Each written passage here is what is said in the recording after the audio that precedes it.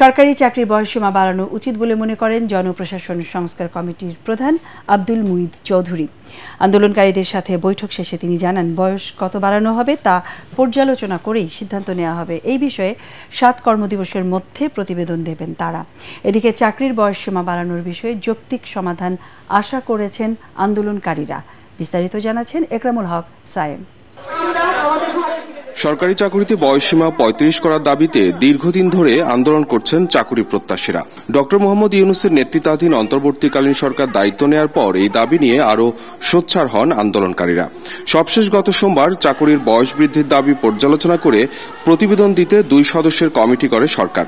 কমিটিতে সাবেক সচিব ও জনপ্রশাসন সংস্কার কমিটির প্রধান আব্দুল মুঈদ চৌধুরীকে আহ্বায়ক ও জনপ্রশাসন সচিব মোখলেসুর রহমানকে সদস্য সচিব করা হয়। সচিবালয়ে এই কমিটির সাথে বৈঠক করেন আন্দোলনকারীদের প্রতিনিধিরা। আমাদের যে দাবি সম্পর্কে তারা বিস্তারিত জানতে চেয়েছেন, আমরা তাদেরকে জানিয়েছি। আমাদের মূল দাবি যেটি, সেটা হলো যে আন্তর্জাতিক মানদণ্ড অনুযায়ী যৌক্তিকতার সাপেক্ষে বাংলাদেশের চাকরিতে আবেদনের বয়সসীমা ন্যূনতম 35 এবং শর্ত সাপেক্ষে উন্মুক্ত।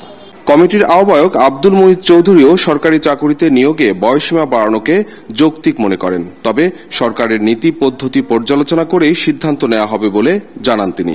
এখন আমরা সার্বিক পরিস্থিতির আলোকে সরকারের বর্তমান নীতিমালা, সরকারের ভবিষ্যৎ কর্মপন্থা সবকিছু চিন্তা করে আমরা এই ব্যাপারে একটা সিদ্ধান্ত নেব।